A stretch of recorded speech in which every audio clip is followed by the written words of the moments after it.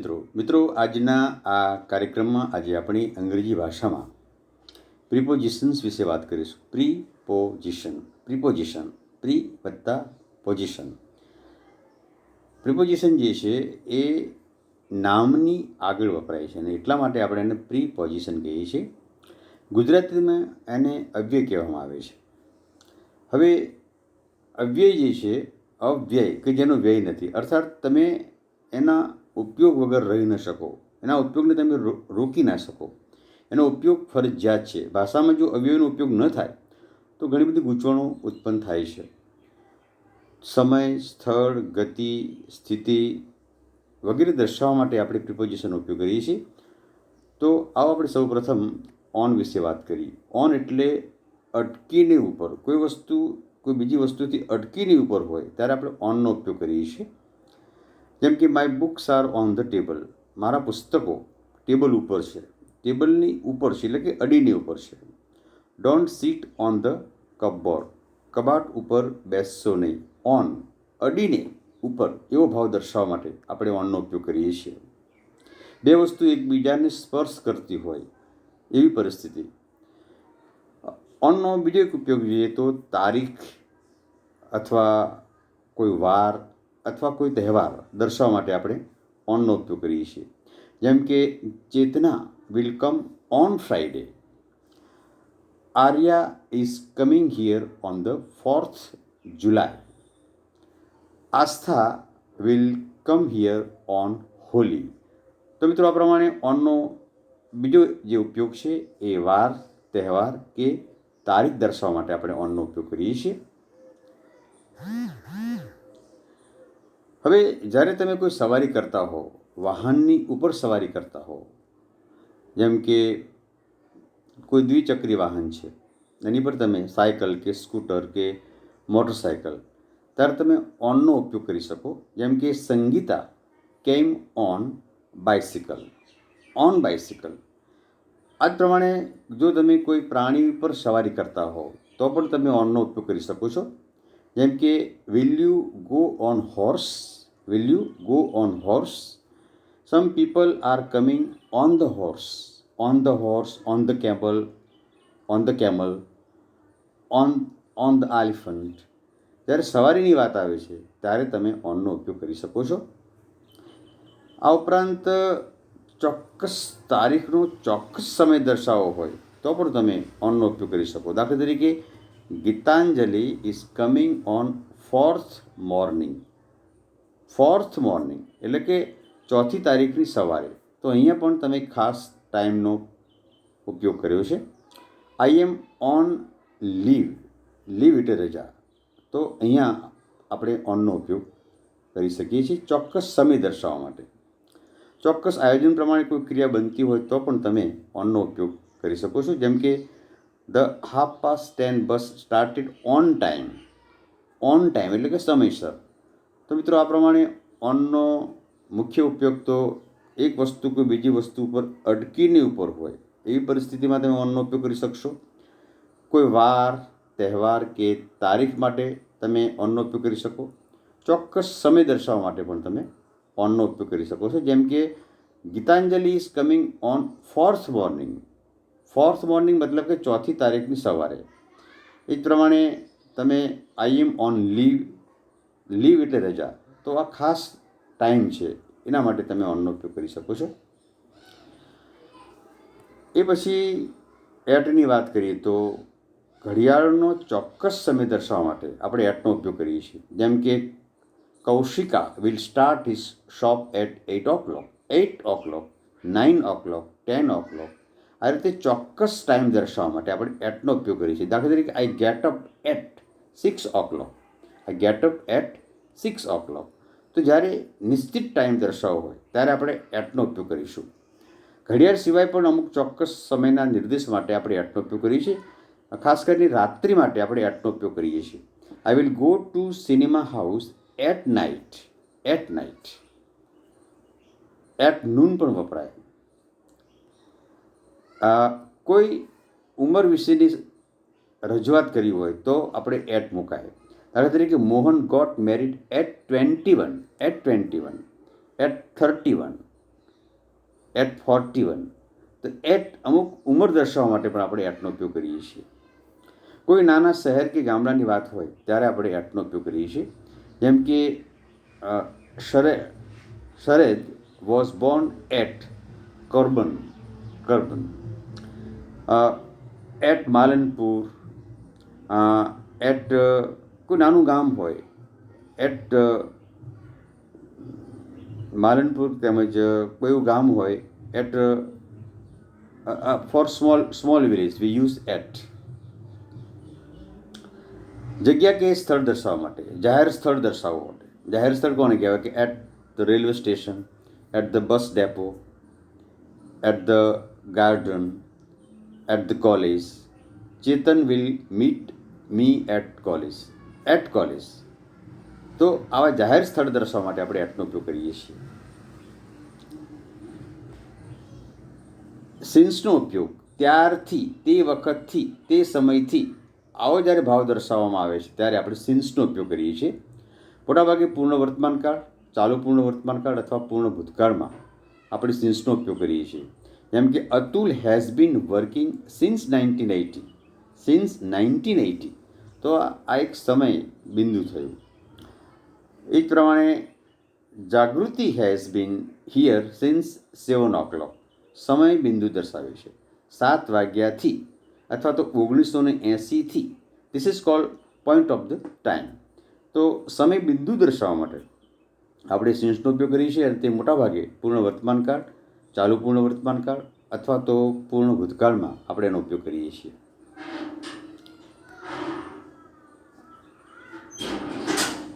હવે આપણે ફોરની વાત કરીએ. ફોર, કોઈ વ્યક્તિએ કોઈ ઉમદા હેતુ માટે પોતાનું બલિદાન આપ્યું હોય. ફોર એટલે ને માટે, એવા અર્થ માટે આપણે ફોરનો ઉપયોગ કરીશું. જેમ કે Gandhiji died for nation. Gandhiji died for nation. એ પ્રમાણે કોઈ સમયગાળો દર્શાવવો હોય, 2 દિવસ કે 2 મહિના કે 2 કલાક, ત્યારે આપણે ફોરનો ઉપયોગ કરીએ છીએ. જેમ કે Atulya has been serving for 2 years. તો 2 years એ સમયગાળો છે. 2 દિવસ કે 2 મહિના કે 2 કલાક, આવો જ્યારે સમયગાળો દર્શાવવાની વાત આવે છે ત્યારે આપણે ફોરનો ઉપયોગ કરીએ છીએ. કેટલાક વાક્ય એવા છે કે નેહા આસ્ક્ડ ફોર ₹4. હવે ફોરનો ઉપયોગ જ્યારે આસ્ક સાથે વપરાય છે ત્યારે માગવું કે પૂછવું એવો અર્થ થાય છે. I have boat ticket for you. અહીંયા ફોર તમારા માટે એ અર્થમાં છે. જ્યારે આસ્ક સાથે ફોર મૂકવાથી પૂછવું અથવા માગણી કરવી એવો અર્થ થાય છે. ચોક્કસ સમયની આગળ પણ આપણે ક્યારેક ફોરનો ઉપયોગ કરીએ છીએ. ચોક્કસ સમય આગળ, જેમ કે I have rented this hotel for this vacation. તો અહીંયા ધીસ વેકેશન જે છે એ વેકેશનની સમયગાળો છે, પણ તે ખાસ સમય છે એટલા માટે. તો ટૂંકમાં ફોર એટલે ને માટે, તમારા માટે, ફોર યુ એમના માટે, for them, for her, for him. તો ને માટે એવા અર્થ માટે આપણે ફોરનો ઉપયોગ કરીશું. સમયગાળો દર્શાવવા માટે આપણે for a week, for a month, for a year, for 2 hours, for a week. તો સમયગાળા માટે પણ આપણે ફોરનો ઉપયોગ કરીશું.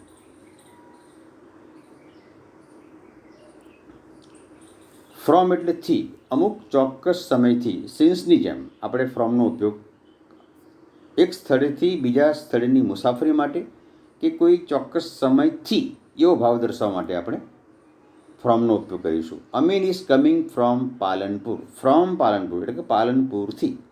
The students are coming from school to home. From school to home, અમુક સ્થળેથી. આવા અર્થ માટે આપણે ફ્રોમનો ઉપયોગ કરીશું. આ ઉપરાંત પ્રાદેશિકતા દર્શાવવા માટે અથવા તો રાષ્ટ્રીયતા દર્શાવવા માટે પણ આપણે ફ્રોમનો ઉપયોગ કરીશું. જેમ કે Suresh is from Canada. I am from India. I am from Gujarat. તો આ રીતે પ્રાદેશિકતા કે રાષ્ટ્રીયતા દર્શાવવા માટે પણ આપણે ફ્રોમનો ઉપયોગ કરીએ છીએ. ટુ અથવા ટીલવાળા વાક્યોમાં પણ આપણે ફ્રોમનો ઉપયોગ કરીએ છીએ. જેમ કે Falgun place from 5 to 7 o'clock. From 5 to 7 o'clock. Professor Trivedi reads from 7-6 o'clock till 12 o'clock. અમુક સમયથી અમુક સમય સુધી એવું દર્શાવવા માટે આપણે ટીલની સાથે આપણે ફ્રોમનો ઉપયોગ કરીએ છીએ. કોઈ વ્યક્તિ કોઈ રોગથી પીડાતું હોય તો પણ આપણે ફ્રોમનો ઉપયોગ કરીએ છીએ. Rita is suffering from cholera, from malaria, from pneumonia, from plague. તો કોઈ રોગથી કોઈ વ્યક્તિ પીડાતી હોય તો પણ આપણે ફ્રોમનો ઉપયોગ કરીએ છીએ. ટૂંકમાં ફ્રોમનો મુખ્ય ઉપયોગ ફ્રોમ અમુક સમયથી અથવા અમુક સ્થળેથી એવો ભાવ દર્શાવવા માટે આપણે ફ્રોમનો ઉપયોગ કરીએ છીએ.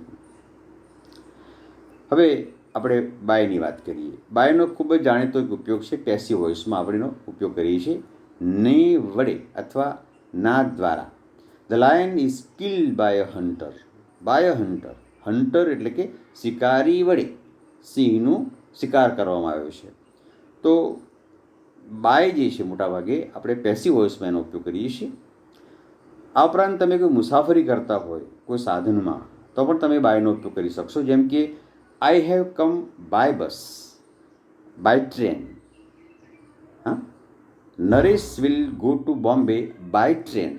તો બાય ટ્રેન, બાય બસ, મુસાફરી માટે આપણે બાયનો ઉપયોગ કરીએ છીએ. હવે ઓવરની વાત કરીએ. અગાઉ આપણે ઓન જોઈ ગયા.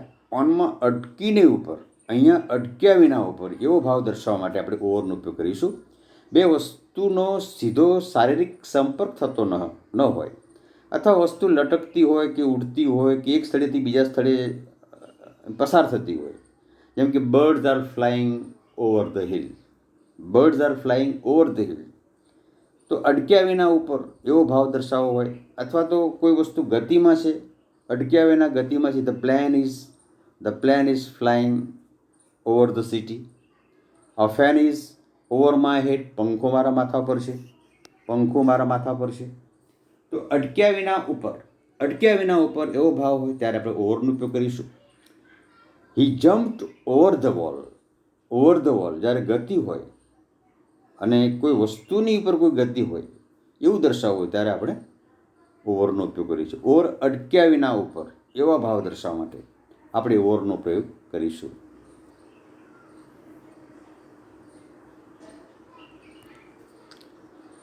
અબવ, ઊંચાઈએ. કોઈ એક વસ્તુ બીજી વસ્તુ કરતાં થોડી વધારે ઊંચાઈની દૃષ્ટિએ થોડી વધારે ઊંચી છે એવું દર્શાવવા માટે. કોઈ વસ્તુ ઉપર બીજી વસ્તુ ટીંગાડેલી હોય. ક્યારેક પ્રગતિના સંદર્ભમાં પણ આપણે અબવનો ઉપયોગ કરીએ છીએ. The calendar is above the table. The calendar is above the table એટલે કે કેલેન્ડર જે છે ટેબલ કરતાં વધારે ઊંચું છે એ અર્થમાં. He is above me in the classroom. એ ક્લાસરૂમમાં મારા કરતાં થોડોક વધારે આગળ છે એ અર્થમાં. ક્વોલિટીમાં કે ગમે તે રીતે, હાઇટમાં કે વેઇટમાં અથવા તો પર્સન્ટેજમાં. અબવ એટલે ના કરતાં વધારે એ અર્થમાં. થોડુંક ઊંચાઈની દૃષ્ટિએ થોડુંક વધારે આગળ છે કે ઊંચું છે એવો ભાવ દર્શાવવા માટે આપણે અબવનો ઉપયોગ કરીએ છીએ.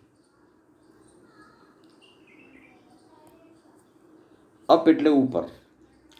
હી ક્લાઇમ્ડ અપ અ ટ્રી. જ્યારે નીચેથી ઉપર તરફ જવાનું આવે છે ત્યારે આપણે અપનો ઉપયોગ કરીએ છીએ. ગતિ સૂચવવાના અર્થમાં. From down to upward.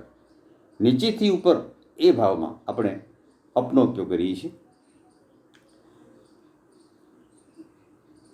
ઇનનો ઉપયોગ મોટા શહેરો કે દેશના નામની આગળ પર કરીએ છીએ. જેમ કે Kamal lives in London. London એક મોટું શહેર છે. Raveena spent all the days in his room. All the days in his room. અહીંયા આપણે કોઈ દેશ હોય, કોઈ શહેર હોય, મોટું શહેર હોય એના માટે આપણે વાપરીએ છીએ. આ ઉપરાંત તમે કોઈ વસ્તુથી ઘેરાયેલા હો, ઇન અંદર એ અર્થ માટે પણ આપણે ઇનનો ઉપયોગ કરીએ છીએ. Raveena spent all the days in the room. In the room. My mother is in the kitchen. My mother is in the kitchen. The principal is in the office. જ્યારે કોઈ વસ્તુ ઘેરાયેલી હોય, ઇન અંદર, દાખલા તરીકે my pen is in my pocket. મહત્તમ બાજુથી ઘેરાયેલી હોય એવા સંજોગોમાં તમે ઇનનો ઉપયોગ કરશો. મોટા શહેરના નામની આગળ કે દેશના નામની આગળ કે રાજ્યના નામની આગળ આપણે ઇનનો ઉપયોગ કરીએ છીએ. જે તે સમયની આગળ સમયગાળા માટે આપણે ઇનનો ઉપયોગ કરીશું. જેમ કે ઇન્ડિયા બીકેમ ફ્રી ઇન 1947 એક વર્ષ થયું. તો આવા નિશ્ચિત સમય માટે આપણે ઇનનો ઉપયોગ કરીશું. The poor man died early in the morning. In the morning એટલે એ પણ સમયગાળો થયો. સવારના 5, 6, 7, 8, 9 વાગ્યા સુધી તમે સવાર ગણી શકો, 10 વાગ્યા સુધી ગણી શકો. તો ડ્યુરેશન ઓફ ટાઈમ ઇન સમયમાં એ અર્થમાં આપણે ઇનનો ઉપયોગ કરીશું. આ ઉપરાંત બિલીવ અને ઇન્ટરેસ્ટ જેવા ક્રિયાપદો પછી પણ આપણે ઇનનો ઉપયોગ કરીએ છીએ. જેમ કે do you believe in God? In God, તમે ભગવાનમાં માનો છો. Arya is interested in drawing, કોઈ કલા છે. તો આ રીતે બિલીવ અથવા ઇન્ટરેસ્ટ ક્રિયાપદની આગળ આપણે ઇનનો ઉપયોગ કરીએ છીએ. ટૂંકમાં ઇનનો ઉપયોગ કોઈ વસ્તુથી તમે ઘેરાયેલા હો, માં, અંદર એવા અર્થમાં, રૂમમાં, રૂમની અંદર, એ રીતે શહેરમાં, માં, અંદર એવા અર્થમાં આપણે ઇનનો ઉપયોગ કરીએ છીએ.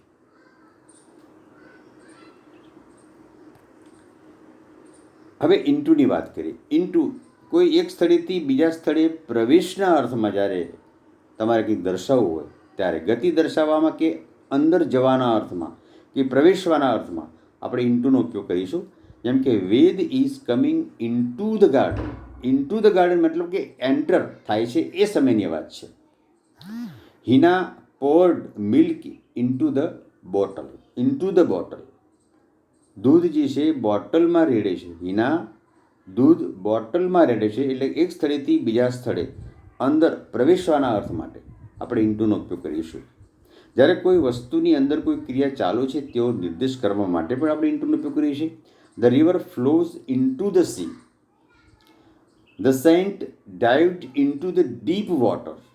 તો મિત્રો, પ્રવેશવાના અર્થમાં ખાસ કરીને ડાઇવ, એન્ટર, ડૂબકી મારવી કે એક સ્થળેથી બીજા સ્થળે, એક રૂમમાંથી બીજા રૂમમાં પ્રવેશવું, પ્રવેશવાના અર્થમાં આપણે ઇન્ટુનો ઉપયોગ કરીએ છીએ.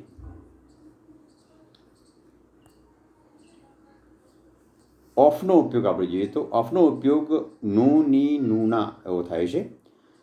પણ કોઈ વ્યક્તિ જ્યારે કોઈ રોગથી મરી જાય, રોગથી મૃત્યુ પામે છે, ત્યારે આપણે ઓફનો ઉપયોગ કરીએ છીએ. જેમ કે Manu is died of cancer.